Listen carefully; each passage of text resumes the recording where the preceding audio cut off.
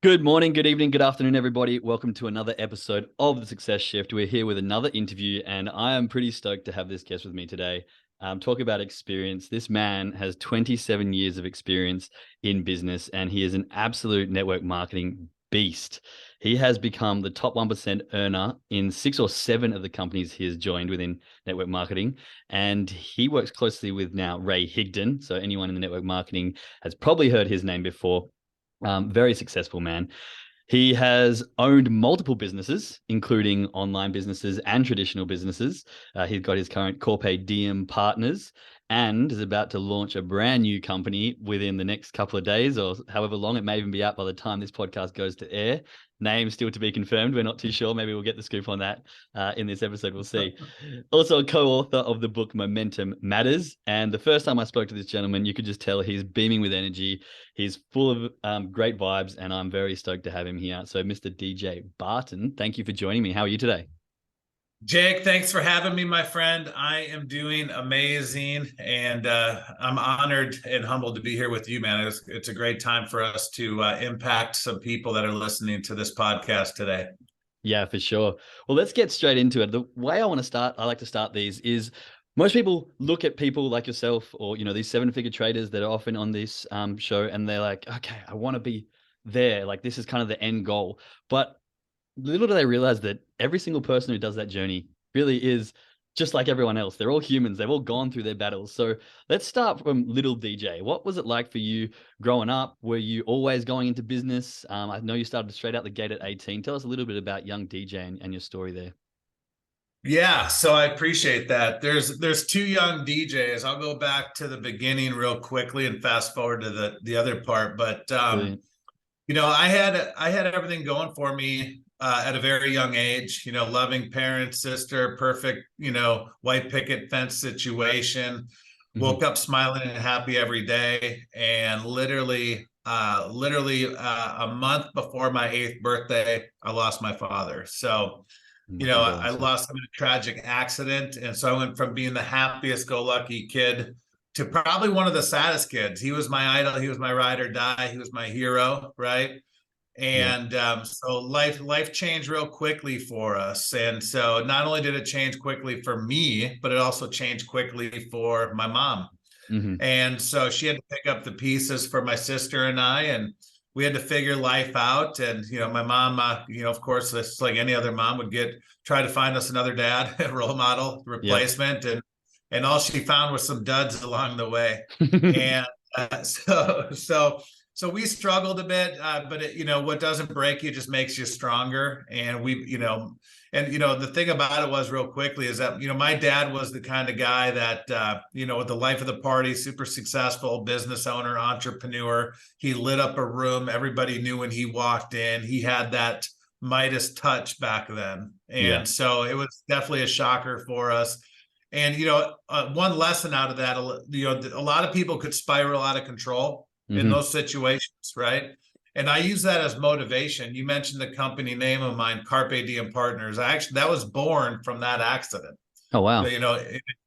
Fast forward to when I was 18, Carpe Diem means seize the day, squeeze the juice, live every day like it's your last. And that's how I came up with that name for my first company at the age of 18, was the tragedy from when my father passed away. And wow, so, awesome. Yeah, it was cool, man. And so, I struggled through high school. Fast forward at the age of 18, we had to make a decision. What do I want to do? Do I want to go to college? Do I want to get a job? And none of that inspired me, man. I struggled at high school. I figured I'd struggle at college.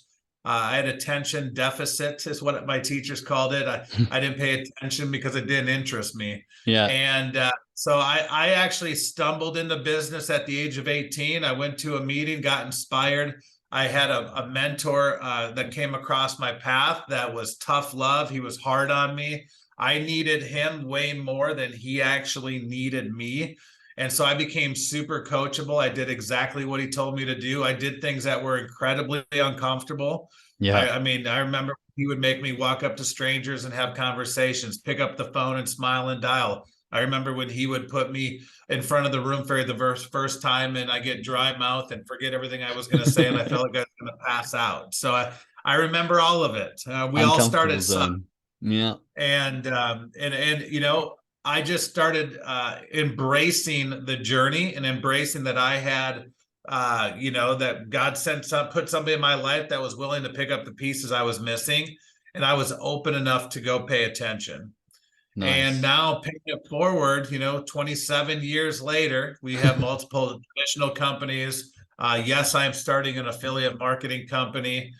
This is the first time I've said that publicly. So Oh, here we go. And we've been blessed to be in the top 1% earners of companies, producers.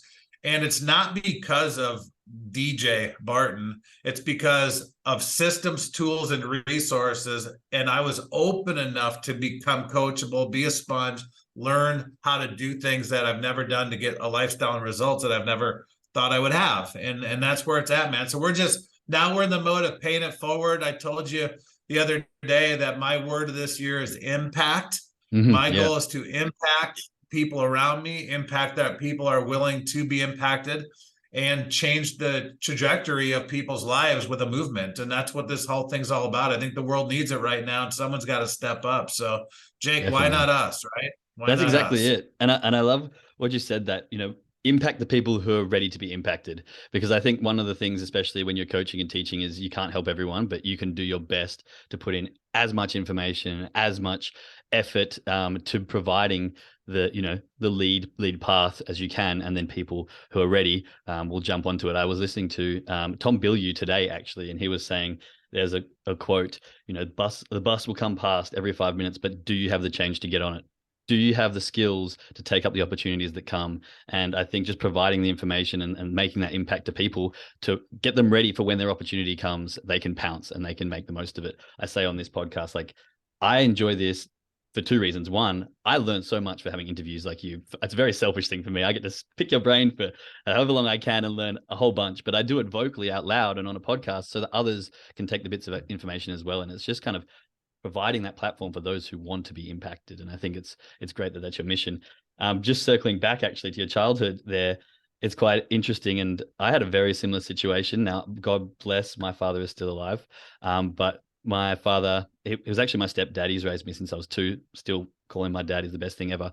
When I was Sure. about 10, I think it was, I was staying at my cousin's house, and I woke up and my uncle said, "We got to go to the hospital. Your dad's been in a really serious accident."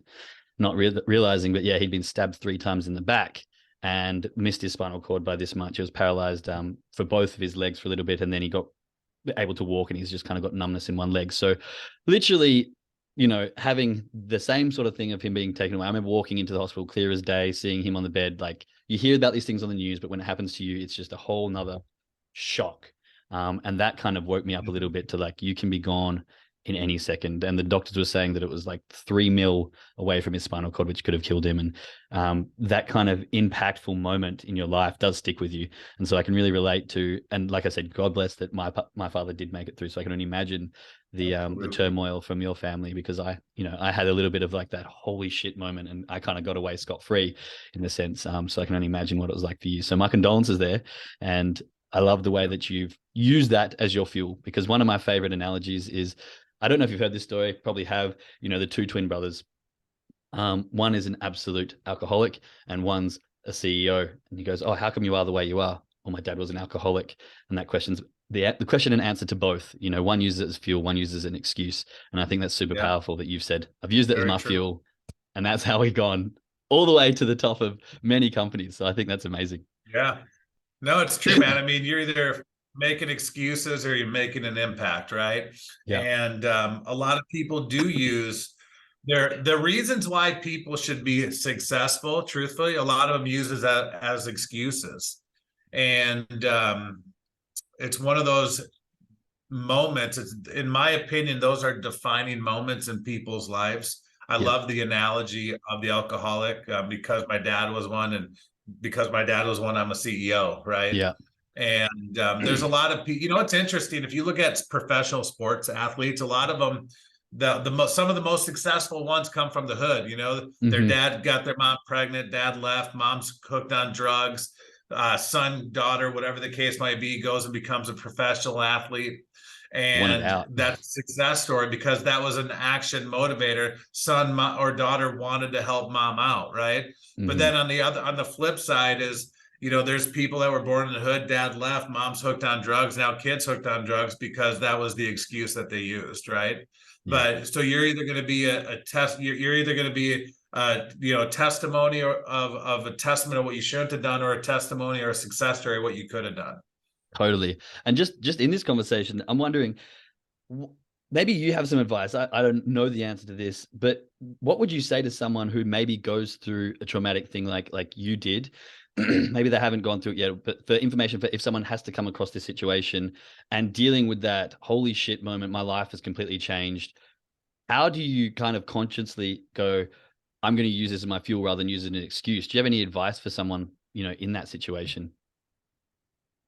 So there's different patterns, right? You're going to go through the roller coaster of emotions, right? Hmm. Like you're going to become a victim. I became a victim. I mean, when you're 8, you don't know a lot, but I Yeah. remember, first when I got off the school bus, all these people at my house. It was kind of weird. No one's at my house after school, but everybody heard the news and came to my house, right? Hmm.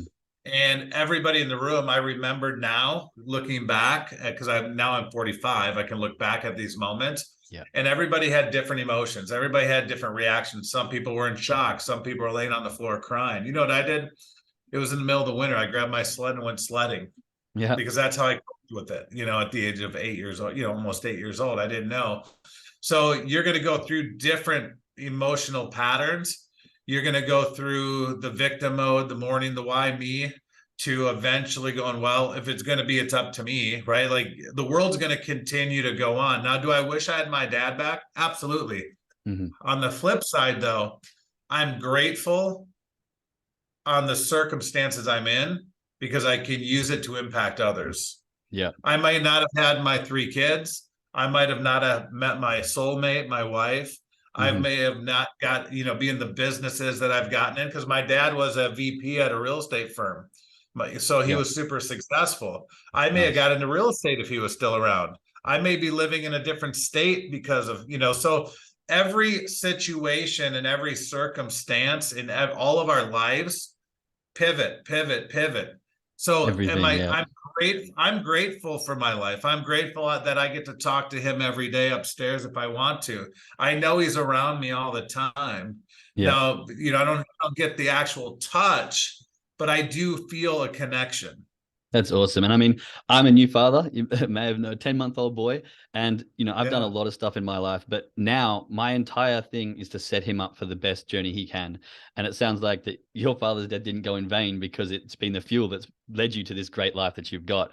So, silver lining in the sense that what happened to him has really allowed you to take that fuel and run with it, which I think is incredible. And I really like what you said back there. It's really important for people to understand that everyone's different. Everyone's behaviors are different. When I was in my situation, my sister was 6 years younger than me. So I was about 10, she was about 4.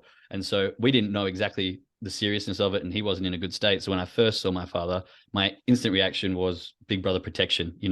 I'm fine because I need to make sure my sister's fine. And that was just how I handled it. And I just went for a while without actually having the hit of the emotion because my initial instinct was protection. Whereas, as you said, everyone else has that different kind of reaction. And I think you need to know yourself well to deal with it and be okay with it, and then try and utilize it as the strength. So very Yeah. interesting. Right, so let's fast Yeah, forward. man. 27 years of experience, and you've been through multiple businesses, right? How many businesses do you think you started off as a let's say serial entrepreneur? How many businesses do you think you really went through before the first one kind of took off and you actually had some success? Because I know lots of people who go down this path, they hit the first roadblock and they're like, this sucks, I'm done.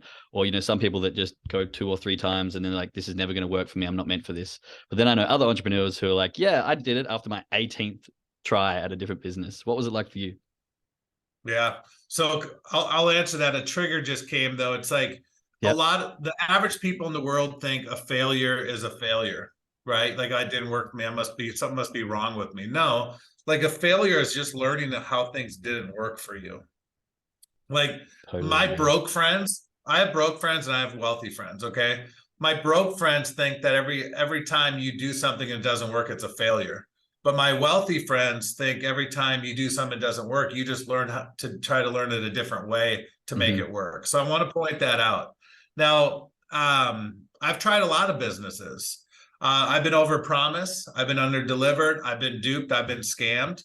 And I don't blame them. I blame me for not doing better due diligence, right? Yeah. I've had corporations let me down. I've had people in corporations let me down. The very first company I enrolled in, corporation let me down.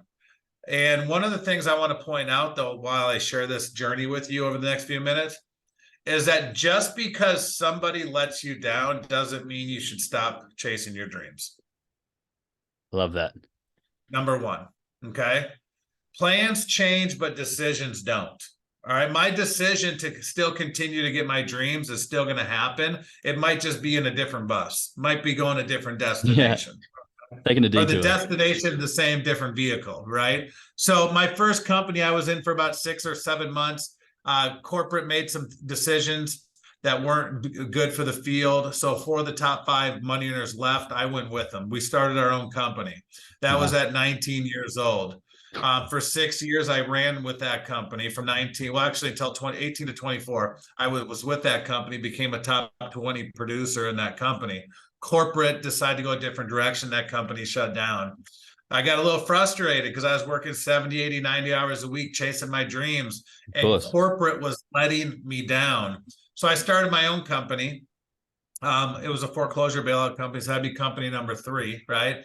And we did really well with it, really, really well. And it was during the foreclosure era, but the foreclosures come and go. So that was a short-lived business. We did really well. And then I got back into the network marketing profession. Made it to the top, 1% of that company in a very short period of time, in about 7.5 months. Wow. And then the company started changing the compensation structure a bunch of times in a short period of time. So that's a sign, by the way. So I left. That was company number 4. Then I went to another company and became literally in the top 1% again in a short period of time. Company corporate mismanaged money. We've made it to 900 million in revenue, and they figured out how to mess it up. So that company went under. So you guys see a pattern here, right? I kept going until, right? My first mentor said, there's 3 rules in business: pay attention, get excited, and never quit. Pay attention to people in life that have what you want, do what they do, you'll get what they have. And he said, get excited. It's easy to get excited once you're making 10 grand a month, but you have to get excited and be excited to get to 10 grand a month. And he said, never quit. You can't lose on a stock if you don't sell it when it's down. Like, don't quit. Keep chasing your dreams. I went to another company. FTC shut them down for 90 days, left. Went to another company. CEO overpromised, underdelivered. Here I am today. During that time, I do own some of my own traditional companies, but that, so I went through 7 or 8 times to the point where I'm forced to start my own business, because I build companies from the field's perspective. So that way we all are building together. That's why I do field leadership development. I'm more in the field than in the corporate, even though I own a piece of it. So it's not like a one and done home run. It's not like you had this hit song and all of a sudden you're in all the charts forever. You got to go through the trials and tribulations until ... until it works, right? Until you hit your goals and your dreams. Your feelings don't care about your dreams, and your dreams don't care about your feelings. That's just the way it is. And so you got to get your feelings out of the way in everything we do. But I am human, okay? But I still don't let my feelings get in the way. I'm doing it no matter what, is my mentality. I mean, that's a huge thing. We talk about trading a lot on this podcast, but anyone who's been in trading for long enough will know that emotions play no role in the success in your trading. And I think it's very similar in business. If you start to bring your emotion into business deals and corporate deals, that's probably when the $900 million companies go under. That's when that kind of stuff tends to happen, when emotions creep in. But you said so many nuggets in that I really love, starting with, failure is, for me, failure is part of success. Like, I don't think you become success. Like, you need to fail multiple times to learn. It's how you learn. And if you can shift, I really want people to understand this. If you can shift your perspective, I'm a big person on perspective. I think that's like literally one of the mottos I live my life by. But if you can shift your perspective on this exact approach, I think you can become almost unstoppable, because failure is not failing, it's part of the success. You have to fail multiple times. So if you can fall in love with failing, knowing that you've learned a way not to do something, I think it was Einstein said, I haven't learned how not to do it. I haven't got it wrong. I've just learned 1,000 ways not to do it. If you Right. can That's right. fail forward and fail fast and be like, yeah, okay, this was a mistake. I can learn from this and learn from them. Don't get me wrong. Don't just fail aimlessly. Don't just stupidly just throw shit into the wind, like learn from your mistakes, but continue to do it and fail hard. Then you become successful. And, I don't think you intentionally failed hard at all, but the businesses you went through, it wasn't your choice. It was out of your power, but you still had that road end. And it was just like, okay, next thing, how can we move forward? And I think lots of people, when they fail, when their first business doesn't work out, whatever you want to call it, I think they feel like they're starting again. But what's really important is you're not starting again. You're starting with experience. You're building on top of all the experience you've had. You hear these stories of people who've made $1 million companies, it's collapsed, and then the next year they've got another $1 million company. Why? Because the process they went through, the skills they've learned, the knowledge you gain from going through the hardship, you kind of only have to do that once or twice, and then you know how to react the next time. When it comes back to you again, you know what you're doing and how to kind of respond to it. Yeah, it's a different color and a different style, but it's still the same kind of process. So to hear that you've had so many downfalls, let's say, but just gotten back up every single time and pushed from, and now look at you, right to the top of launching your own business in however many days or weeks we got. Yeah, it's interesting, man. I mean, your kids are watching, right? People are watching. People are gonna watch to see if you can overcome the challenges. I teach people because I do coaching. I'm also an online marketing, social media marketing coach.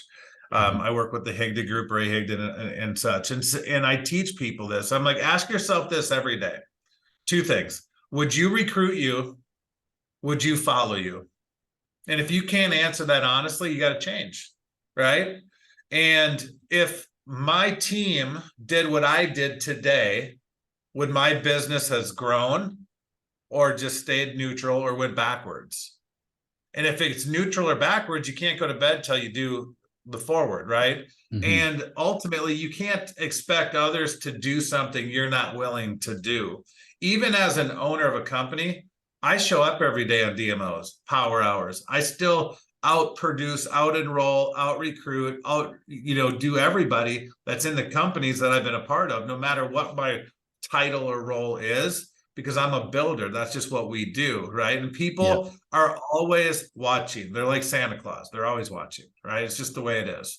And so, a lot of times I meet parents and they tell their kids one thing, for example, but then they do something complete opposite. And the best thing you could do for you and your family and your kids and your peers is go chase your dreams. I was listening to a podcast with Ed Milet, I don't know, a year ago, before his book came out. And he said, the worst thing you could do is give up on your dreams, because you're teaching your kids how to give up on your dreams. It's okay to be selfish. I know at the beginning of this, Jake, you talked about selfishly, this is for you also, which is great. Mm-hmm. I was on listening to an interview yesterday, and the interviewer do your role was saying, selfishly, I'm doing this for me also, right? And that's okay, because you have to be selfish. A lot of people think selfish is a bad thing. In the wrong content, it can be. But in the right content, it's not. Because think about this. When you're on an airplane, how many of you have been on an airplane, right? Think about what last time you've been on. Maybe you're listening to this on an airplane right now. And the flight attendant said, hey, in case of an emergency, there's going to be oxygen masks that come down. Make sure you put it on you first before you help others. Exactly. Because you can't help others unless you help yourself first, because you'll die. You won't have any oxygen. Yep. So you have to take care of your finances before you can help fix other people's finances. You have to fix your mindset before you can help fix other people's mindset. You got to grow before you can help other people grow. That's part of life. Everybody's always wants to get the Red Cross on their back and go help everybody else before they take care of themselves, which is the worst thing you could do, because you're also teaching bad habits and people are going to take advantage of you. Yep. I think that's so true. I mean, I always say you can only fill up others' cups from an overfull cup, like an overflowing cup. You know, sometimes people always try to like give and give, and you realize that you're just emptying your cup. If you're overflowing and you've filled yours up first and you've got energy to give, by all means, go and help as many people as you can. But until you've got that level, you're really not doing anyone any good. You know, as you said, people take advantage of you and they can see that. And the whole point of this podcast was I'm only, you know, a couple of steps ahead of a handful of traders. And the more I learn, the more knowledge I gain, people watch me gain that knowledge and learn, the more they can get out of that. I mean, I can sit here and tell people what to do as much as I want, but if I'm not learning and growing myself, you know, why would you want to listen to that? And so I think it's this the idea of being selfish, and you're totally right. In the wrong context, it can be very bad. But I think, you know, taking in the information and learning and growing in yourself is the best way to help others grow. Because if you're continuing to grow, you're going to have more information and more stuff to give to others, right? It's just that ongoing knock-on effect. So no, it's true. It's spot on. So what I want to know as a successful entrepreneur, what was it like? It's like, I talk a lot about mindset. So when you're going through these big falls, let's say, or companies closing, I'm sure the first one would have been probably the hardest one, but maybe not. Maybe it's the same every time. What goes in your mind? What, like that initial, like, oh shit, I have to start again? Or is it like, oh, well, or is it, you know, how do I pick myself back up? Do you have like a mantra or something you talk yourself through? Or is there a period that you have to kind of like, well, I'll go to the bar for a week and then I'll get over it? Or how does it work? Yeah, I mean, for a day or two, you're pissed off. You know, you want to blame the world. And at the end of the day, you can't pay your bills that way, right? Mm-hmm. So, Yeah. but we all go through that anger and frustration and irritation mode. But I will be fully transparent with you. There's times where doubt does sit in and sink in. Like maybe all those naysayers were right. Maybe it is a pyramid. Maybe these things don't work. Maybe these things never last. Maybe it's me. Maybe I went to high school. I barely graduated. I cheated off my neighbor's papers to get by high school. And maybe I should have got that job, or maybe I should have went to that trade school, or maybe I should get into a different profession. I mean, there's been times when that has happened. I start filling out a resume and I never sent it in because it was giving up on my goals and my dreams. But there was 2, 3, 4 days where I played victim. I'm human. But you know what? You got to get over it. It's the song by the Eagles, right? Get over it, right? You got to get over it. It's just the way it is. And you got to, it's God testing you to see if you're worthy for the testimony, right? All these different things. It's a challenge. Every successful human being on planet Earth has been tested. And I believe every setback is a test to see if you can handle going forward. I mean, just recently, the only reason why myself and another gentleman are starting a company is because we asked for some changes. They said they would do them. It's been over a year. Nothing's been done. We offered to invest our own capital to fix the changes in their company. They turned us down. We offered to buy the company. They turned us down. Wow. And so we went to the last resort to say, okay, we'll do it ourselves. Right. Yep. And that's the only reason why we're starting a company. That's the only reason. I didn't want the liability, the overhead, the stress of 20, 30,000 people joining this idea and their lives on my shoulders. But you know what? God had a different plan. Yep. So I'm you just tried the other paths and you're like, well, I guess this is my plan. I did the other options. I did the easy options. I guess I got to go the hard route. But you took it on you're taking it on your chest and you're going full steam, which I love. So I loved it. I love that you said that.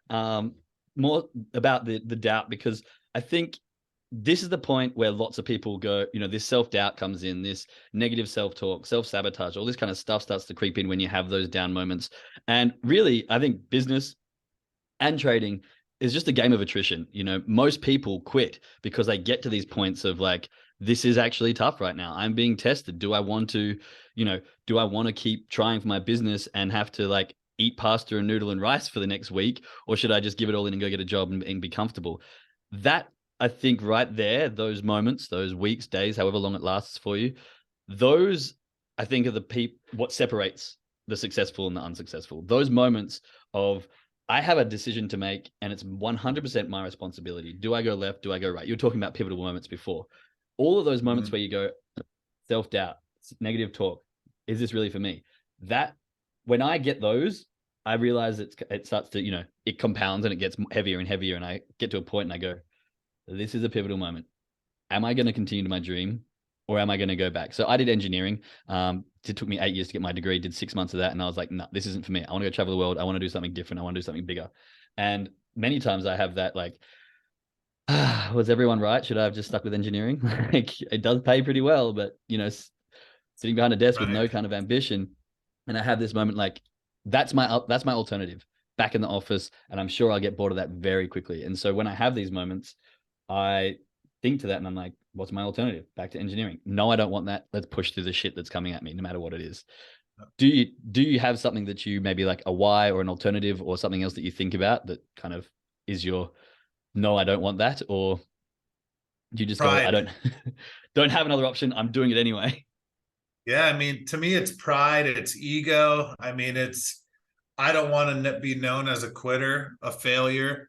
I'm more afraid of failure than success. Some people, believe it or not, are afraid of success more than failure. And I have to live with myself 24/7, 365. I have to die with myself. Like, think about that. Like, That's the powerful. absolute truth about you. Yep. You can lie on social media. You can put the best filters on. You can make your hair look really good. You can talk about how great life is, then hang up the social media channel and go fight with your wife, your kids, like all these different things, right? But at the end of the day, it's you versus you. You know the truth, period. You can't lie to yourself. You can manipulate your mind all you want, but you cannot lie to yourself. And the truth is the truth. And so for me, I don't want to let myself down. Yeah. I would say that's probably my selfish side. What's your motivation? Me. I don't want to let myself down. I don't want to be known as a quitter, a failure, died trying. Like, when you pass away on your, and you have, everybody's at your funeral and you got your tombstone, what's it going to say? What's your tagline? Because at the end of the day, we're born, we live, we die, right? And in the middle is that dash. And you're in control of that dash. You're in control, but that dash is going to be your tagline on your tombstone. And you get to decide what people remember you by. Yeah. I know that's deep, but I'm telling you, man, that's my motivation, man. That's why I do what I do. I mean, everybody around me knows that they will bet, and it's not patting myself on the back. It's just, people will always bet on me because they know I won't quit.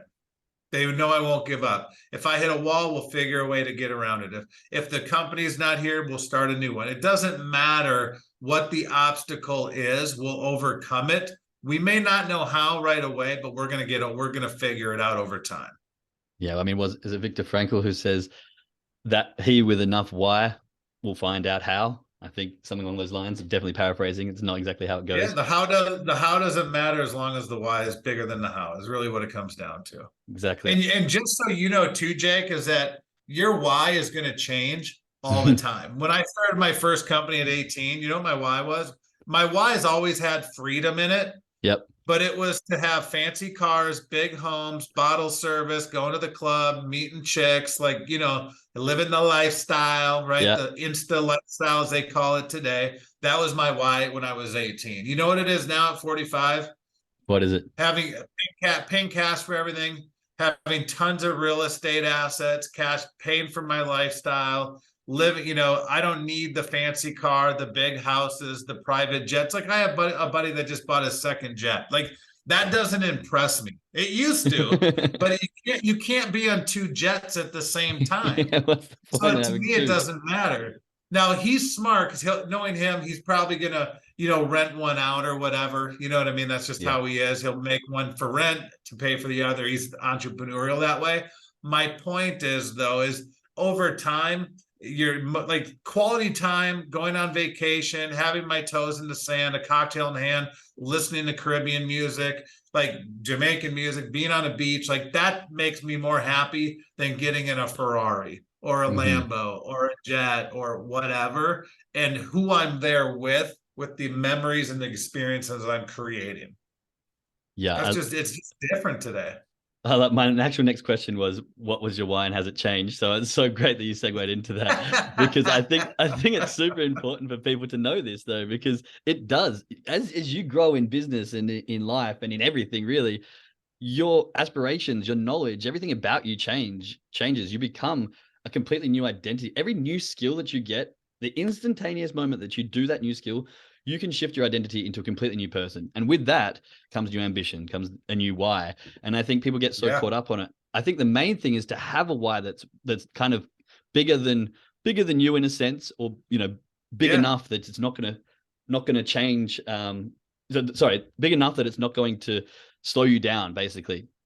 And yeah. And I've that had a was a lot change. of leaders, man. It's funny, and I didn't mean to overtalk over you. No, go for Um, it. the I've had a lot of leaders say, and you've heard this, right? You have to have a why that makes you cry. It's like, nah, it's a bunch of crap. You got to have a why that motivates your ass. That's Yeah. what it is. Plain and simple. Like, I don't get emotional over my why and cry and sit in front of the room and tell my story about my why and the freedom I want and the toes in the sand. No, I'm doing it because I feel it and I can visualize what I want. I already know where I'm going. I just got to go back in time to go forward in time, right? Yeah. And so a why does not have to make you cry. A why just has to get you off your ass, get you Yeah. motivated, I think get the you key. passionate about something, get you excited about something. That's what a why needs to do. Totally. I think the key there is the why needs to evoke emotion. That can be whatever emotion you want. That why, when you think about it, that could get you pumped up, riled. You want to flip your desk over. Yes, it could make you cry if that's what it is. As long as it evokes an emotion in you that just gets you moving, I think that is the most important thing. Because when you're having those days and you're in your head, and this was something that I was learning just the other day, which I thought was very powerful. It's really hard to change your mind with your mind. In order to change your mind, change your body. And how can we change our body? With emotions and stuff like that. So if we get a sensory input, if we do like a cold plunge, that's going to change our mind. You're feeling low, go for a jog. You're changing your body, you're changing the chemicals. That's going to change your mind. If you've got a why, like I've got a vision board up here with a bunch of like 6 different things that are my dreams and goals. And I know when I have hard times, I just look up and those pictures evoke that emotion in me. And I have the ability to go, that's right. My body's like, get out of my head. Let's go. Come on. Like the emotion's there now. What am I doing? That was a dumb thought, Jake. That can go back on with my task. And I think if you've got the why that evokes emotion, that's going to be the thing that can, kick your ass when you're feeling low. And I think that's the whole point of it. 100%. You got to put things around you that are gonna move you, right? And if a car motivates you, it's great. Go get one. They're fun. Go get a big house if you want one. I'm not saying that. Like, yes, do we want nice quality things? Absolutely, but it's not my motivator. It's Yeah. not like why I get up every day. I got to go get that red Ferrari. I got to go get that 5,000 square foot home, whatever it is. That's not what it is. But will those things come? Yes. Well, do we have them? Will we have them? Yes. That's just part of it, right? But is it the actual thing that gets me out of bed every single day? No. Yeah. Yeah, exactly. And I think money starts as a motivator for many people, like especially if you're young, maybe 18, or if you've been working the 9 to 5 and you see that whatever you're planning on doing can bring money. I think that is a huge motivator, but that's a motivator that dies quickly. If that's your only Yeah. motivator, that'll go out the window real quick. And I always say this to people, like money is great. Yeah, sure. But unless you're doing something with it, it doesn't mean shit. I could have $2 million sitting in the bottom of my room here. It doesn't mean anything until I utilize it and actually give it to someone or make a transition with it or trade it for something. And so think about what you want to trade it for. If it's a car that you want, if it's the holidays on the beaches, that's what you got to think about rather than the actual money, in my opinion. Because again, it doesn't do anything until you actually spend it, right? Yeah, it's true. And you know what's interesting, before we switch topics, is that also what I've learned as I got more mature in business and life. I don't want to say older because I still feel 20, 21 Yeah. years old, but 21 for 20 years. 21 with a lot of experience, Yeah. is a lot of people also will go buy at a young age when they can barely afford the fancy car, house, whatever, because they think it'll give them more self-worth, Mm-hmm. because they're hiding something where they might have self-limited belief, self-doubt, some type of insecurity, whether they might be good enough and they think, oh, if I get this, that means I'm going to be good enough. No, the car doesn't make you, right? The house doesn't make you. Yeah. And so that's one of the things that I point out, because I do work with some people in different industries, and every week they're adding to their fleet of cars. It's like, okay, this guy needs some counseling. He needs some help, because he thinks the more cars he gets, the cooler he becomes, which it's not, right? Money just makes you more of who you already are. Yeah. I And was talking about people hide behind it, man. People hide behind it. So I was talking about this just the other day on one of my podcasts, that I think money just magnifies who you are. If you're a bad person, money is going to make you do bad things quicker and easier. If you're a great person, you can use money to do great things quicker and easier.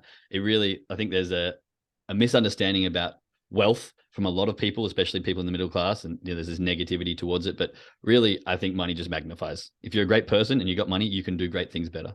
But just touching back on what you were saying, the people who get the cars, and their self-worth is relative to what people, I've got this nice car, so now everyone's going to think that I'm X, Y, Z.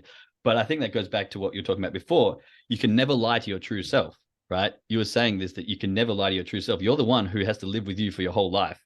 And I think the faster we can know that, the faster we can understand that, because your success story or your failure story, whatever it is, will be a glimpse in everyone else's life, but it will be the peak of your life. It'll be a huge aspect. I don't want to say it'll be the peak, but it'll be a big aspect of your life.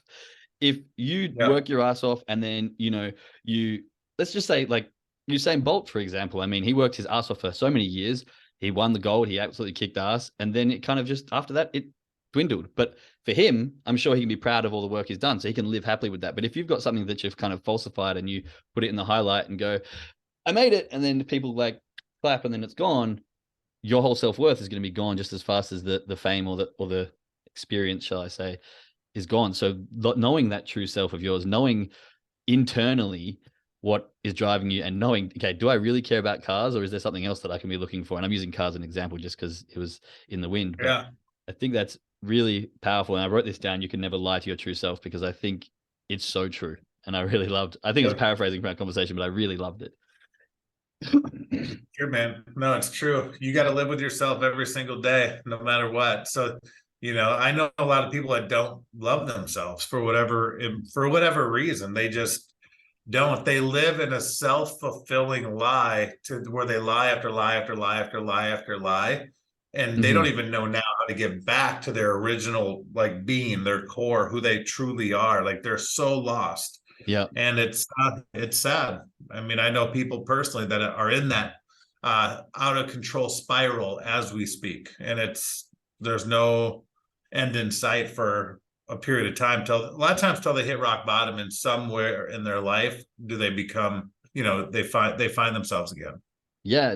It's incredible, actually. And let's touch on this just a little bit. I listen to Dr. Joe Dispenza a lot, and he often talks about how the lifestyle that we have by the time we're 30 is just a sequence of habits that we don't even realize we're doing. And it's pretty much programmed into us. And the lifestyle, I've just turned 31. So the lifestyle that I'm living, basically, I mean, I'd like to think that I'm different because I'm intentionally living by design. I went out of that 9 to 5. But for the majority of people, it's just a bunch of habits that's kind of funneled them into this situation, and they don't even realize where they've come to. So what would be your advice for someone maybe who you see as living that lie after lie after lie, or stuck in that kind of sequence of, I don't know, monotonous routine, and how they can actually start to make those changes or make observations to get out of that kind of cycle? Yeah, so I've had the pleasure of sharing the stage with Mr. Joe Dispenza, Dr. Joe. Lovely. And I am definitely not qualified nearly like he is. So just from my perspective, which is hard for people to do, is you have to be, omission is everything, right? Like omission, right? Owning up to what's going on, but also getting your ego out of the way and being able to raise your hand and say, I need help. Yeah. I think that's powerful if you can do that. That's what it's going to take, is you getting enough confidence, not caring what other people think, because who cares what people think? They're going to think. They don't live with you. It doesn't matter. Life. You're in control. You're in control of the dash. It doesn't matter. Yeah, exactly. Who cares? If I did what people thought, I wouldn't be living the life I've always wanted to live. Others' thoughts don't pay bills. That's for sure. The thoughts, no. It's so funny. Remember rule number one, pay attention. Pay attention to people you want to be like, but also people you don't want to be like, right? It's a good And point. advice is free. So just you get what you pay for. But ultimately, you have to own up to you got to look at yourself in the mirror and say, can I be mature enough? Can I get rid of my ego to ask for help and then walk through the other side and take the help is the easiest way for me to say that. Yeah, I think that's one of the hardest things. I don't know what it's like over in the States, but I know in Australia there's a big campaign for especially men's mental health because so many men have the ego, like you were saying, that ego in the way that they refuse to ask for help. And usually by the time, sometimes it's too late by the time they're really ready to ask for help, or, there's this campaign about if trying to look for cues from men mainly because of the ego, that if they're reaching out to try and talk about it. And that's on a mental health kind of aspect. But I think this is relative to any aspect, it's hard sometimes to reach out for that first bit of help. It's hard sometimes to take that first kind of step, but with action comes confidence. And once you can do it once, then I think you can do it again. And I feel like if anyone, just PSA, I guess, if anyone's looking at reaching out for help or struggling or wanting to kind of put a hand out, start with something small. Start with something really small. Like, can you help me with, I don't know, the dishes tonight? And then use that as the confidence builder to ask for something bigger. Actually, I've asked for this. I got reciprocated. Now I can kind of ask for something bigger, and just don't be afraid, because I think the worst thing is regretting not asking for help and living with that for ages. Whereas it's like the Band-Aid. Just rip the Band-Aid off, ask the question, and just let whatever happens unfold, because usually it's pretty miraculous. Yeah, I mean, it goes back to what would you do if you weren't afraid, right? And Oh, I ask people that all the spins my time, head, what would that you do, question. right? What would you do if you weren't afraid? Well, a lot, right? Well, we all know fear is false evidence appearing real. It's what you make up in your mind is your reality. And once you're gonna feel like, because I've been in situations where I've asked for help and it was uncomfortable. I didn't like it. It was awkward. I thought it was, as a man, I was becoming a less of a man, right? Yeah. But Why do we but you think know that? what? Flip side, you become more of a man or a woman or whatever you are, right? It Totally. is what it is. The more it's, people look at you like, okay, he's real, he's humble, he's sincere, and he's not, the king of the mountain, right? But he's asked for help. I mean, it's like coaching. I mean, the greatest athletes in the world Yeah. still get coaching. The greatest business people in the world still get coaching. I pay for coaching. For 2 hours of coaching, you pay for almost $5,000. It's just like your coach. You're getting, like, the more you get yourself out of the way, the faster success can find you, right? Yeah. It's very powerful. And I think, we are our own worst enemy, right? And I love what you said there, because I mean, there's definitely a line here, but I think lots of the time when you're able to let those guards down a little bit and show vulnerability and show, hey, I'm not great at everything. I want help with this, or I need help with this. That kind of shows that you're comfortable in yourself, and that okay, he's got confidence to maybe let his guard down, or he's got confidence to reach out. And I think, as you said, it makes you more of a man or a woman, or whoever you are. And the more I think you realize that and you find that balance, I think that's where you can really start to accelerate, because I'm sure you agree. You talk about coaching and everything all the time. Mentorship is a huge aspect to growth. I think if you find someone, what was that? Pay attention to the people who've got what you've got and do what they do. That's, mentorship, right? Find someone who's got what you want and just learn from them, and Yeah, having the ability that's to what go, I did, man. help me, please. You've got what I want. Will you give me information? Yeah, I mean, you got to find a coach, you got to find a mentor. That's what I was lucky enough to have a mentor cross my path at the age 18. And like I said at the beginning, I needed him way more than he needed me. And so I did exactly what he told me to do, because he could get rid of me in a moment's time, right? But in life, you find people that have what you want, do what they do, you'll get what they have, no matter what it is, right? If you want to become a great sprinter, go find the best sprinter in the world, right? If you want to be a great quarterback, you go find the best quarterbacks. Same with business. Doesn't matter. Same with relationships. Yeah, nice. Would you say, so touching onto that, would you, going into let's say someone's getting into business, getting into entrepreneurship, would you have like a list of assets that people should collect? And I don't mean assets as in like material assets or something like that, but a mentor, for example. I don't know, some techniques that maybe help you, like time blocking or learning your calendar or something along those lines. Would you have like a powerful list that you've kind of really clung onto in your learnings that have helped drive you in time management, I guess, and in finding the success that you've got? So first of all, you got to get in the right business. When you find the right business, you never feel like you're working. You've heard it. You heard this a million times. When you love what you do, you never work a day in your life. Yeah. So if you're not into lipstick, why are you selling lipstick? Right. So find something that you can get passionate about, because you'll do way better. That's the first thing. The reason why I pick my profession is because I'm truly passionate about the product that we market. Like whether I market it or not, I do it all the time. So that's why it's our product, right? And I love, like, I don't want to own many companies, but why do I own the company? I decide because I love doing affiliate marketing. I love it. I could go get my insurance license. I could get my real estate license. I could get my mortgage license. I could go make 6-7 figures doing that. I don't like it though. I don't enjoy it. So why do it? Yeah. So Makes so find much something sense. you can be passionate about. That is first and foremost. Then secondly, yes, you need to have a system. The greatest thing about being self-employed is you can do whatever you want, whenever you want. I want you to hear that. The greatest thing about being self-employed is you can do whatever you want, whenever you want. Now, the worst thing about being self-employed is you can do whatever you want, whenever you want. Yeah, feel because that. most people have no self-discipline. So you have to figure out your discipline areas, right? Your actions. What are you going to do? And so every day I have non-negotiables. Yes, I use a calendar, a Google Calendar, for time blocking. It's like, put yourself like an attorney or a lawyer, and you have 100 cases. You can't work on the Anderson file and the Johnson file at the same time. That's called double charging hours, right? You can't do that.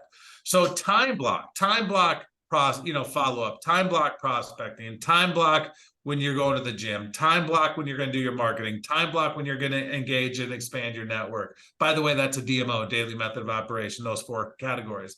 Time block when you're going to go to church, time block when you have your 9-to-5 job. Like, time block things and put it in your calendar. So yeah, that's one thing I've always done, is time block. Number 2, because think about this, we're doing this podcast. If I would have not had this blocked off on my time, someone else would have booked it, right? Then it doesn't work that way. Yeah. So time blocking is essential. Having a DMO is essential. What's a DMO? Daily method of operation. Every single day, I block off 60 minutes and I set a timer, and I take that 60 minutes and I put it into 4 15-minute segments. That total 60 minutes. And for 15 minutes, I prospect. 15 minutes, I do follow-up. 15 minutes, I market. What is marketing? I do a reel every day. I do a static post every day. I go add story clips in my stories. And then I engage and expand my network for 15 minutes. Why? Because people need to see my name. So when I reach out to them, it's not a stranger. I go on 10 people's stories on Facebook and Instagram and leave a meaningful comment. I go on my wall and comment on 10 people's, on my feed on what they're doing in life. I'll go into groups and comment on a few posts. I'll go connect with 5 new people I haven't talked to in the last 60, 90 days, right? Like, I'm always expanding, engaging, and connecting. Why? Because, well, for example, in business, you constantly should be networking and you should constantly be marketing. Those are the 2 things you should be doing every single day throughout the day. Networking and marketing. It's in the name. Marketing. Right? Hints. Yeah. So I do all that every single day. And then, we have a whole DMO. That could be a whole nother topic. And we have accountability and things that we do. But the first and foremost is do something that you truly are passionate about, that you want to do. Not what your friends think is cool, not the next fad, the widget, the gadget. I'll tell you, I know this is a podcast with trading and we talked about network marketing. Let me put something into perspective for you guys. If you go back 75 years, 100 years, whatever it is, there's three major products that have been around for almost the entire time. Mm-hmm. And there's hundreds that come and gone. Okay. Product-based companies have been around forever. The king and queen is Amway, right? We all know that. Yep. Then services like utilities, like gas, electric, whatever, like utility companies. And then travel has been around since the horse and buggy days, right? But it's been around, it's come and gone, things like that. True. I see a lot of companies that come and go, pop up, this idea, ooh, that idea, that shiny object, this, that. It's like they're not legacy companies. So do you want the instant gratification? Do you want the short-term fix? Or do you want the long-term wealth? I love that. That's what you got to ask yourself. Like, I have friends of mine who are like, did you hear about this new card that does X, Y, Z, and they just hooked up with that company or this? It's like, yeah, I've heard about it. Come back to me in 5 years. If they're still around, I'll take a look. Mm-hmm. Because I guarantee you 9.999% of the time, they're not going to be around because it's a widget. It's a gadget. Technology evolves and changes. And if you don't evolve or change, you're going to go down, in history, right? In the past, right? And so that's just one of the things that I point out to people is don't chase all the shiny objects. Stay in your lane, do what you love, find your passion, turn it into a hobby with a purpose, but treat it like a business because hobbies cost money, businesses make money, and just go run. Don't get distracted. With the level of success that I've had in my career, there's not a week that goes by that I don't get pitched on something that's out there. Yeah, right. And every week I respectfully say, thank you for thinking of me, but I'm not interested. Yeah. Every single week. The ability to say no, I think, becomes very powerful when you get to a certain level because you do probably get inundated with so much, lots of stuff that, probably not relevant to your needs or wants, shall we say your wants more so. Yeah, I really love that. Passion being the first thing. I speak a bit about extrinsic and intrinsic motivation. And there's like 5 pillars of intrinsic motivation, and I can't really list them all off the top of my head right now, but passion is the first pillar. Basically, that's the best way to start to get that intrinsic motivation. And that intrinsic motivation is what's going to keep you going. That extrinsic motivation is, oh, my dad wanted me to do this, or I'm getting the car because my friends think I'm cool. And so for you to say number one being passion, it just goes to show that, that passion, you do something you love, you're going to have that motivation to get up. And then so you've got time blocking, DMOs. Now you're all about finding systems and tools, right? So maybe we can touch on that in a bit, but I also want to touch on the discipline. So let's start with the system and tools. You're very big on system and tools. Is that system like the DMOs? Is that kind of what you're referring to in your system and tools? Or elaborate on that for a bit. So yes, I do have like a DMO sheet, a tracker. So I have a DMO sheet where it shows me what I need to do in that hour, broken up into 4 15-minute segments. Then I do have a tracker. Okay. Then I have a third-party app that I use. That's free. Anybody can get it. It's called the Boards app, BOARDS. It's universal. You can create your own boards. Look at it as your own playbook. And you can have it synced to your laptop, your iPad, your cell phone. It can link with your keyboards, and you can put all of your scripts, your things that you use. Like if you send links out, Calendly links, your affiliate links, your referral codes, I have my hashtags that I use all the time, all my quick responses when I'm on people's, in people's feeds. I have videos, testimonials, all of my scripts for all scenarios. It's basically my playbook for my life and my company in this app. Nice. And it has everything in there. It's like, look at it as a digital file cabinet, and it's free. Okay. I have everything in there. I have check a link in the description. Yeah, and it's amazing. So I use that. I would definitely consider have some type of a CRM, whether it's a project broadcast, an easy text, a go high level, some type of texting and email MailChimp software, because it's about high tech and high touch. And what I believe connecting on social media is incredibly important, but also taking it offline and being a human and having a connection is even more valuable.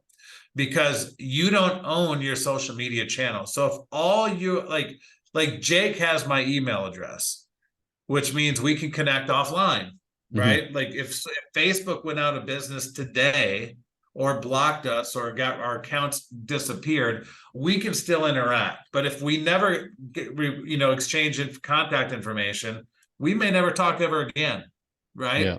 So it's important to connect on social media, but it's more important to take it off and build your own database. All the most successful, wealthiest marketers develop their own brand, and they build a list, whether it's a text list or an email list, in their communication, and they take it off of social media. Yeah, nice. That's very powerful move. That's what we do. That's what we do.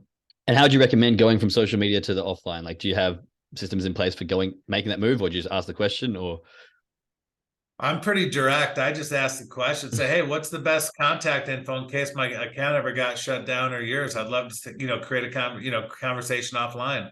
Here's my cell phone number. Here's my email. What's the best way to, I always offer mine first. Yeah. And say, hey, what's yours? And okay, side note, guys, don't get creepy and weird. Like if there's a female, give them your information, but maybe ask for their email address. It might be a little weird that you're asking for their phone number, right? And my network and my following know that I'm obviously happily married and in love with my wife and all these different things. So they know, they can go look at my profile. I'm not a creeper, and they know I'm an entrepreneur. And I also, one thing that I use a lot is voice message on Facebook Messenger, on WhatsApp. I love Voxer. It's a third-party app. It's like walkie-talkie back and forth. But on Instagram, you can use a voice clip, right? So I use voice clip a lot because it's not the words you say in business, it's the emotion behind the words, right? So, and plus they know I'm not a robot and I'm a human. Now I may do the first message as a text to break the ice, and then once they respond, I'll be like, hey Jake, I figured it'd be easier if I just leave you a voice clip, right? And now you're like, okay, this person's real, he sounds normal guy, that kind of thing. Yeah, nice. I think that's quite powerful because it does. I think many people can, misread text, sarcasm, all that kind of thing, depending on the way you're seeing it, can be taken completely out of context and, can end up very bad very quickly. So I think voice messages have that real, you can hear the intention behind the words that are being said as well, I think. Absolutely.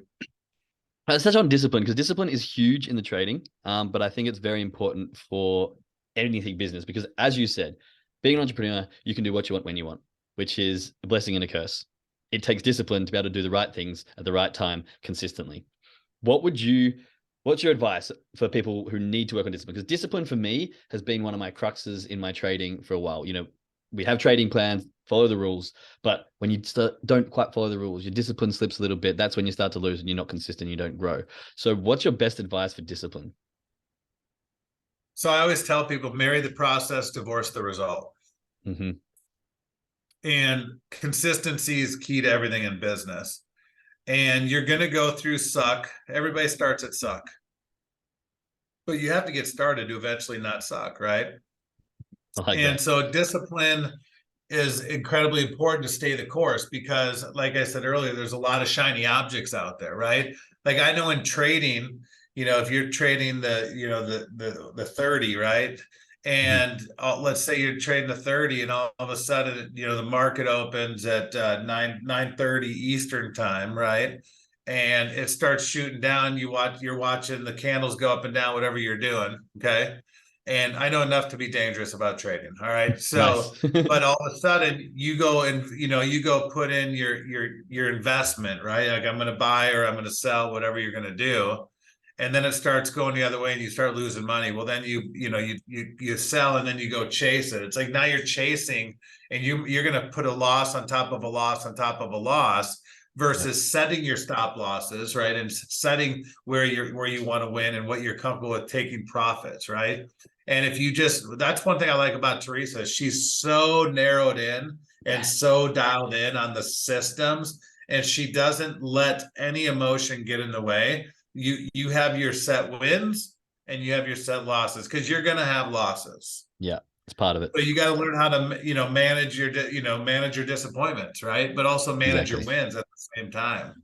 And that's, I get no's, people that reject me, people that ghost me in my business, people that tell me you're crazy, and all the things that happen. But truthfully, those are just signs that I'm on the right path.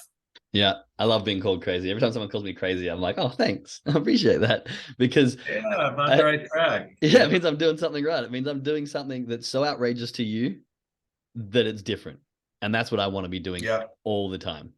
I heard Yeah. this quote. I think it was at a convention one time from a new German guy, and he was saying, in order to change a crazy amount of lives, you have to be a little bit crazy.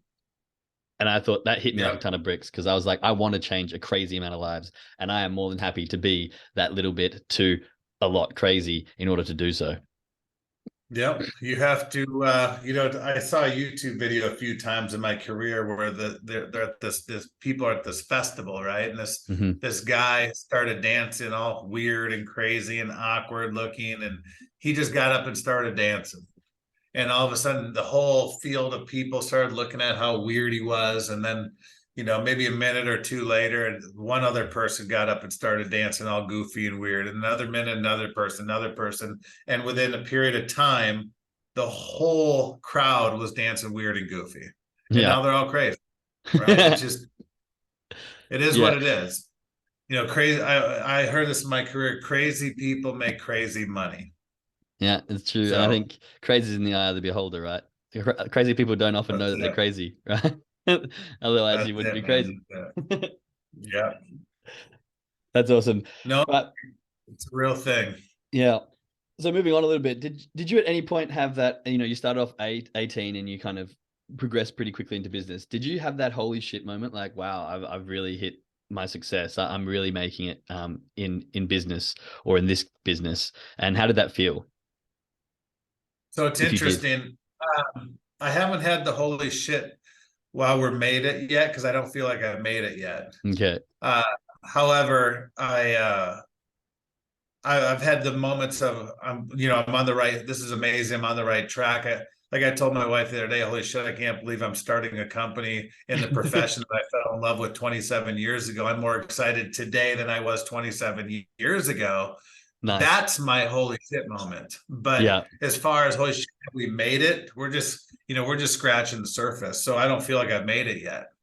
Yeah. Okay. It's an interesting perspective to have, I think, because having that, like, oh my God, like I'm creating a business that I'm falling in love with.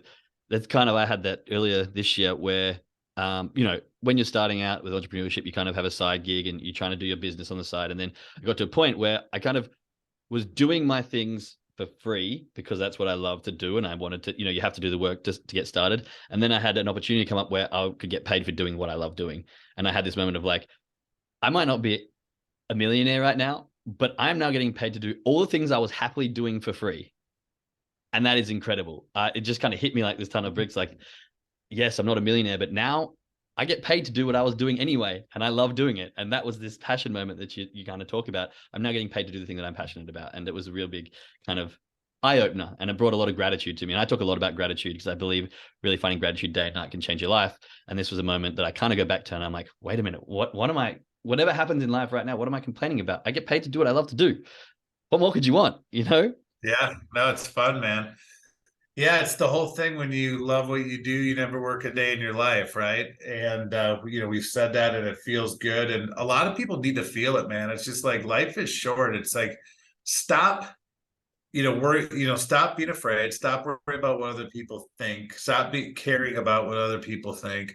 It's like you've never seen the biggest players in the world get into the record books by staying on the bench, Yeah. Have to kind of right? jump in. You have to get in the game someday. Like I have a lady that works with me, and she's older, but she's got a young spirit, and we've pushed her. And a lot of times people ask so many questions. That's like their trigger, or their feel, or what's the word I'm looking for? It's their way of not doing the work until they get all their questions answered. And you're always going to have questions. Mm-hmm. Nothing's ever going to be perfect. You just have to get in and slop things up till you figure it out, right? Like starting our company, it's not like we think it's going to be almost perfect when we start, but when we start, there's going to be things that we don't know that are going to happen, and then we're going to have to pivot along the way. But every business and every situation and every relationship and every circumstance that you're in life, you're always pivoting every single day. Think about it. You're at a red light. You could go left and make a shortcut, or you could go wait at the red light. That's a pivot, right? You could turn in here at the next light, turn in that same parking lot. It's a pivot. It's every choice, every decision is a pivot in your life, and it's going to constantly bring you somewhere else that you never thought you'd be. Yeah, it's so true. I used to be really bad with that perfectionism paralysis. I used to have I wrote this book, this emotional trading journal, and at the very start of it, I was like, this has got to be perfect. It would have taken years for it to come out. And then, I came across this concept of messy action, and it's just do and learn kind of on the way. And things like this, I've done more in the messy action phase of my life than 10 years of perfectionism paralysis, because nothing ever came out, but now I'm just getting things out there. And as I'm doing it, I'm learning and I'm growing. I heard this great analogy from Fraser Brooks. I'm not sure if you know him, but in network marketing, great. Yeah, he's taught me a lot in the network marketing space. But he was saying, in life, if we want to move forward from A to B, we got to move both feet forward and continue on. But it's like left foot is action, right foot is learning. If all we do is learn, we're going to just go around in circles. If all we do is action without any learning, we're going to go around in circles the other way. You have to action, learn, action, learn, action, learn. And that's how you start to progress. And that clicked so much. That was kind of the transition to my messy action kind of movement from my perfectionist. Yeah, it's true. I mean, you nailed it, man. That's the lesson of this podcast right there is, there's so many people have, what is it called? Analysis by paralysis, right? Where all they want to do is get all the knowledge, all the questions answered, all the information, and they're just going to go round and round and round and round. It's like, it's better to have ignorance on fire than knowledge on ice, right? Knowledge is great, but you have to apply knowledge. That makes it great. Yeah. And I meet a lot of people that have all the knowledge. They just haven't done anything yet. And then I meet people that just have ignorance and excitement and enthusiasm, and they'll figure it out later as they go, and they make it. Yeah, it's always nice to see. It's like, I'm doing this. How? I don't know yet, but I'm doing it. Just watch. And what's funny, I didn't mean to cut you off. What's funny, dude, is, oh my God, is I have people all the time that use that as a crutch in their business. Like, I can't do it unless I know all the answers. Like, okay, well, then you're never going to do it. You might as well just, get a refund, because you're never going to have success. Never going to have the answers. You never have all that's the my answers. Personality. That's my personality. Well, change it. do you like your current circumstances? Well, that's just how I was raised. How many times have you heard this? Well, that's just how I was raised. Okay. Well, my mentor said your brain's like a keyboard, and there's a reason there's a delete button. We got to delete the shit that doesn't belong in your brain so we can reprogram you with the right content. Yeah, I mean, if that's how I was raised, then you're going to die like your parents. If you don't want anything different than what your parents have, then you can stick to the same course. But if you want anything even slightly different, it doesn't matter how you're raised, you can change it at any point. I think Dr. Dispenza talks about this as well. Your personality creates your personal reality. And so if you don't like the personal reality that you're living in, change your personality, do something different, shift your identity. It can be done at any moment, It's That's huge. the key. It's powerful, man. Right. Powerful. I got some quick fire questions. I know we've been on here for a while, and you're a very busy man, so I'm very grateful. But I got some quick fire questions here that I'm gonna flick your way, just for more short answers, and then I've got kind of like a final 2 questions that I hit everyone with before we wrap things up here. All right. So, first, what was the hardest thing for you to overcome in business? The mental game. Mental game. Is that against me? Yeah. Is that believing in yourself that you actually can do it? Is that the mental game you're talking about? Yeah. Yeah. The mental game, whether I was good enough. Yeah. I think that's a strong struggle for many people in all aspects. Am I really capable of doing that? I say this to people: if you don't believe that you're capable of doing, what's that saying? If you truly believe you can, or you truly believe you can't, you are correct. So if you do not believe that you can do this, either change that opinion and belief about yourself, or get out now. Because if you don't believe it, it's going to be really hard to keep going. And I think it's a struggle for a lot of people. Right. Yeah. What was one thing you wish you were told or knew when you first started? Hmm. So I always take everybody's success or failures on my shoulders, Mm-hmm. and you can't save everybody. You can only save the ones that want to be saved. Yeah. That's the one thing I'll share with you. Meaning, everybody that joins your business is not going to get to the highest rank, your diamond level, the grand poobah level. But unfortunately, you got to work with the ones, with the runners, right? Walk with the walkers, crawl with the crawlers. You, Mm-hmm. not every crawler wants to be a runner. Not every runner wants to be a crawler. And so you can only go as far, take people as far as they want to go with you. And if they win or fail, it's on them. You just open the door for them to walk through. It's up to them if they're going to have success. Yeah, I like the pathway. They have to decide to walk it like that. Okay, what is one message or lesson you wish you could implant in those just starting out? Enjoy the ride, enjoy the suck, enjoy the journey. Don't Mm-hmm. compare your chapter 1 to someone's chapter 20. Nice. And everybody, you don't know everybody's past. Like, even for example, you know, I've had 27 years experience. So if I join a company today, I might come out of the gates faster than somebody that's never had experience. And they're going to get comparitis, where they're going to compare their success to mine. You can't, because you don't know my backstory. Mm-hmm. So don't get comparitis. Just run your race and enjoy the ride, because it's a fun one. Comparison, the thief of joy. Fall in love with the process, as you said earlier. That's good. Right. So we kind of had a bit of a time frame of your. One of my questions here is, can we get a time frame of your growth? But you kind of ran us through that with 9 different kind of phases to get to where you are and launching into your next business. And we'll get to that just after these next couple of questions. But what is one of the biggest life lessons that you've learned from business? Oh man, a lot of them actually. So here's what I'll tell you, and I may not say it exactly right, but I'll say it the way it comes off from my heart, is that if it's not going to affect you 5 years from now, don't spend 5 seconds on it Okay. today. In every bet, like, if it's not going to be a big issue in your life 5 years from now, don't make it a big issue today. Is that like kind of, It goes back to don't sweat the small stuff. Everything's yeah, small stuff, right? Don't make an anthole into a molehill, right? It's just relax, right? In business and in personal life, like, you can't control your business relationships, and you can't control relationships in your personal life. If somebody doesn't want to have a relationship with you in your personal life, you can't control it. Just move on. Same mm-hmm. thing in business. Just move on. Hey, life is short. Remember, you're in control of the dash in the middle, and you got to be happy here. You can't please everybody and be happy at the same time. You have to be happy with you, and accept who you are. Because again, you're with yourself 24/7, 365. Yeah, it's That's so good. so funny you say that. I've got a perfect example of this. I'm just writing a new ebook that is coming out, I don't know, sometime next week, and I was just doing the cover for it this week in passing, and I brought my wife in to be like, "Oh, what do you think about these things?" And I realized I had like 10 different covers up, and I was flicking through them, and I think they had like a different colored word. And me and my wife were discussing it for a bit, and then we both looked at each other and just started laughing. We're like, who gives a shit about the color? Like, yeah, okay, put some effort into it, but we've just spent 15 minutes deciding whether this color should be white or yellow. Like, who cares? Just pick one and move on.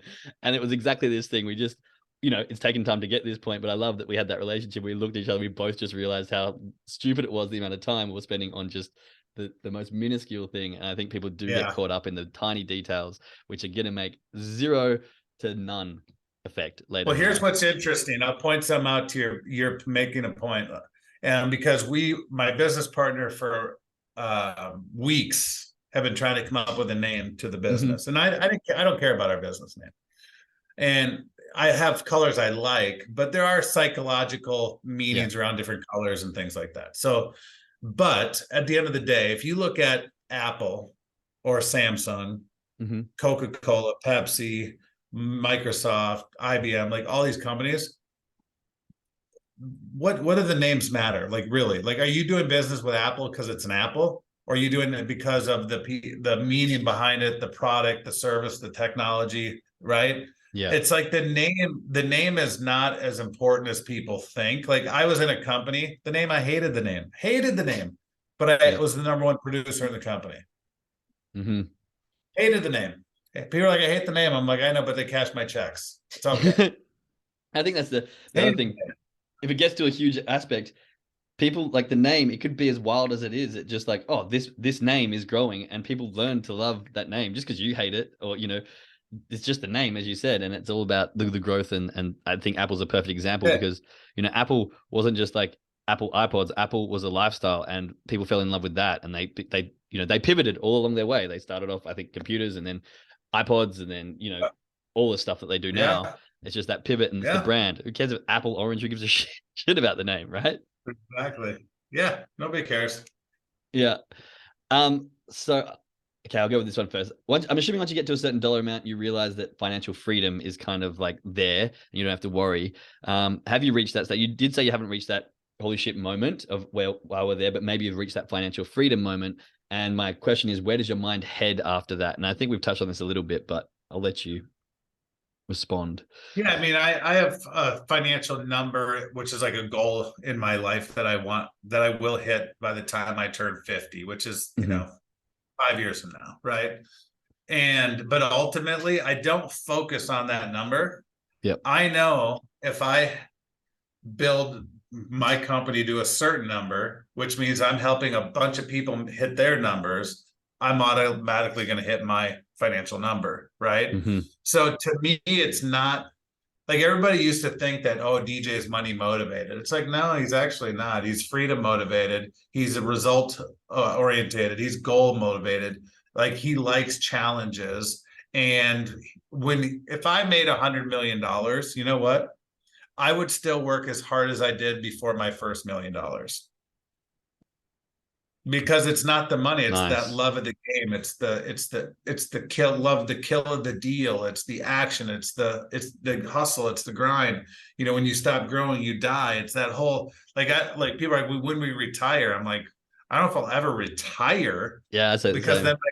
then my brain goes to mush, right? I see, like, to me, that when you retire, that's like the next floor of before, heaven or death or whatever, right? So it's like, Mm-hmm. I'll always keep my mind fresh. I'll always do business deals. I'll always be doing something.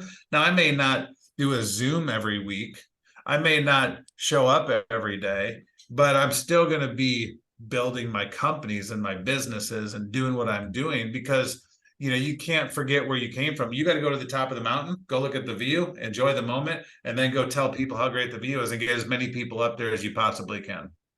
Yeah, that's amazing. I think it was Zig Ziglar who says, you can have anything you want in your life if you just help enough other people get what they want. And anyone who's listening to this podcast, I would re-listen to that last 5 minutes, because I think the attitude that you had or just shared with us just then is the entire reason that you've got the success that you've got. To be able to say that I would go work just as hard at $100 million as I would at $1 million because of the hustle, because of the grind, because of the love of the game that you've got. That is why you get to the point of where you get to. And if you don't have that passion, I mean, I could hear it in your voice that if you don't have that passion and that desire, find it, because finding that passion and desire is what's going to get you to that top tier level, to get you to that financial freedom state, to get you to the dreams and goals and aspirations that you've got deep down inside that you may think aren't reachable yet. But if you find the passion, find something you love doing, then you're going to make it to as far as you possibly can. That's a great way to kind Yeah, of buddy. wrap this up a little bit. But before we completely finish up, I love what you're saying before about the 3 companies that have made it: products, travel, and what was the other one? I wrote it down here, and services kind of thing, and Services. leaving a legacy company. Your company is in the travel, correct? And so that's kind of in that realm of legacy company. Funnily enough, my goal for trading is to find capital to then start a business that's aimed at disrupting the residential industry. I mean, ever since ever, we've had houses and a place to live. And so I feel like if I can build a business that outlives me, to disrupt that in an environmentally friendly way, that is kind of like my real big aspiration. And that's kind of like legacy company in my terms. But let's talk about your legacy company, if you're willing to share a little bit about it, the new one that's coming up. And if you've got any bits that you can share or releases, have you found a name yet? So we have come up with a name.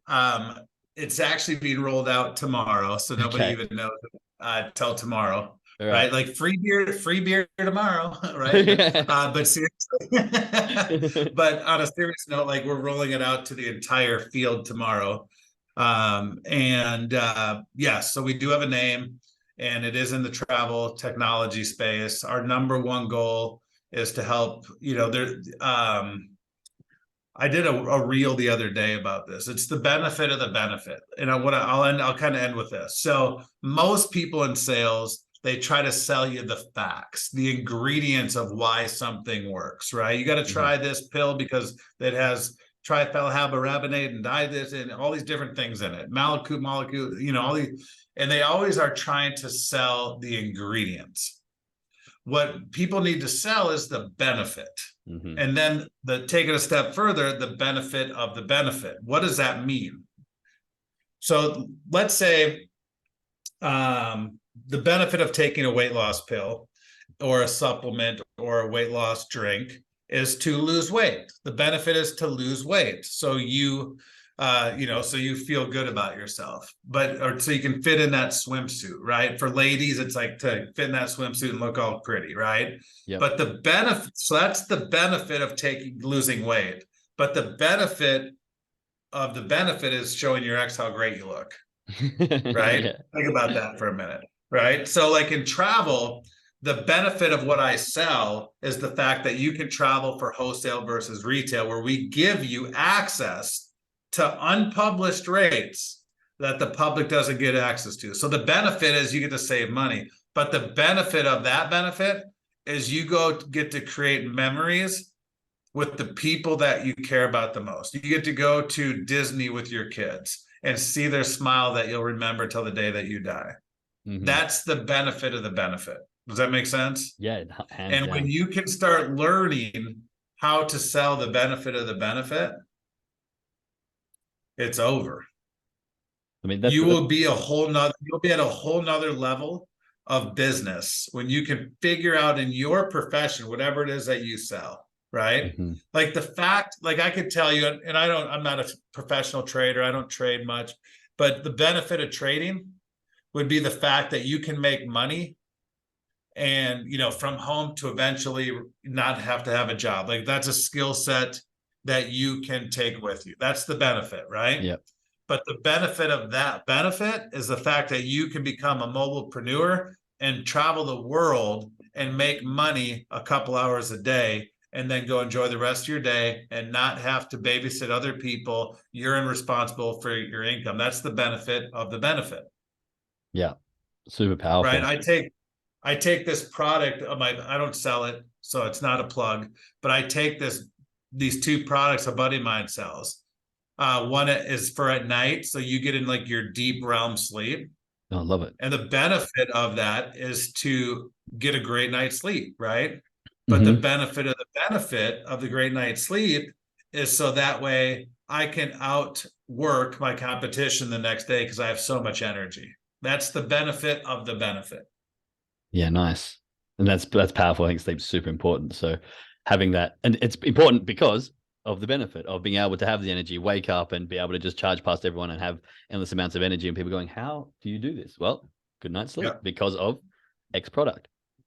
So whenever you're in business, obviously I did a plug on my travel deal, right? But it's just in whatever you're promoting, don't sell I have people that sell CBD and they're like, oh my God, you got to try my CBD because it has this, that, and the other in it. And I'm like, I don't even know how to spell this, that, and the other because it's a 16-syllable word. Yeah. All I know is what does it do when I put a couple drops under my tongue? What is it going to do for me?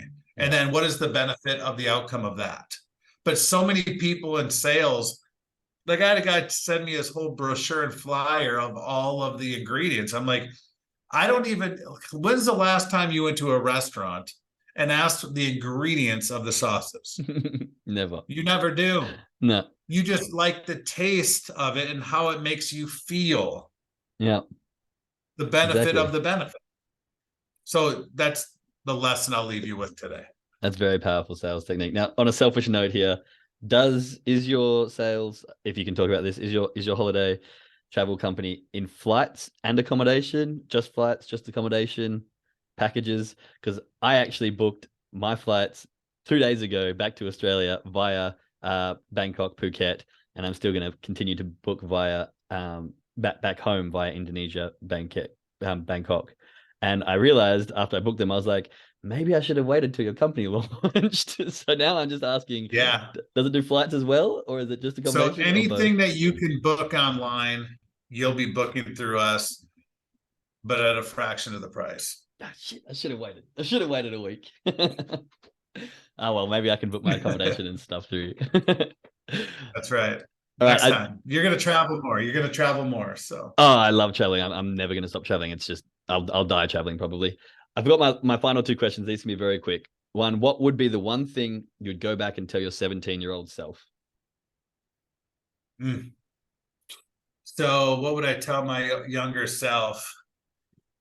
Well, I mean, I've said so many different ways. Almost, I always talk to my old self, but I would just say, don't give up on your dreams, because God wouldn't put them in your mind if He didn't know you could achieve them.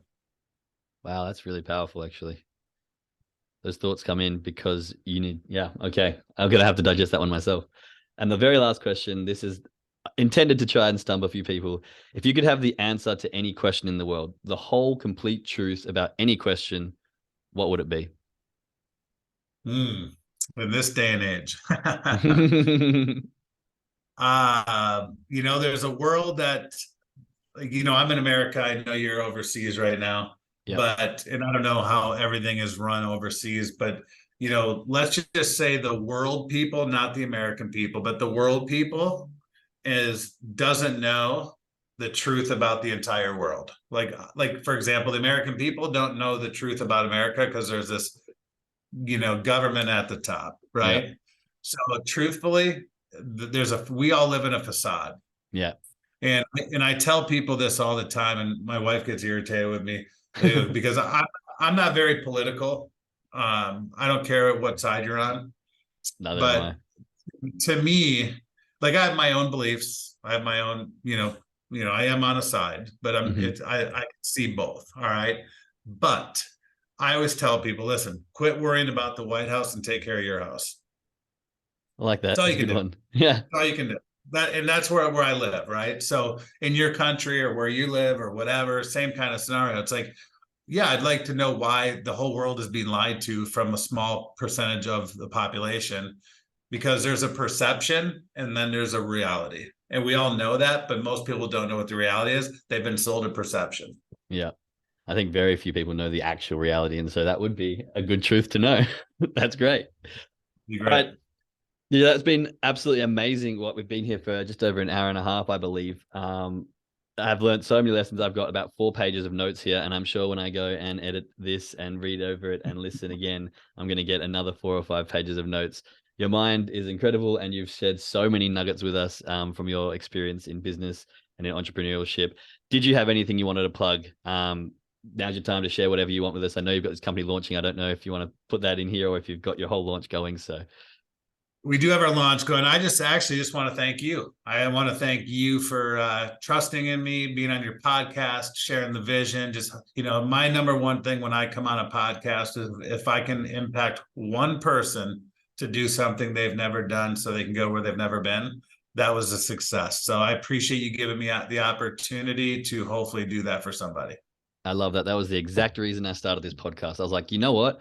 I've got no idea how I'm going to do this, and I'm probably going to be useless at the start. But if I can get one person to have that mindset shift, the success shift, that mindset shift to get to the success that they want, I've done my job, and I can die a happy man just knowing that one person from this podcast has had that success shift. And I'm hoping that the more interviews I get like this lovely one, will get a lot more people having that success shift. So with that, thank you so much, DJ Barton. I really, really appreciate your time. And remember, everyone starts at suck. You just have to start.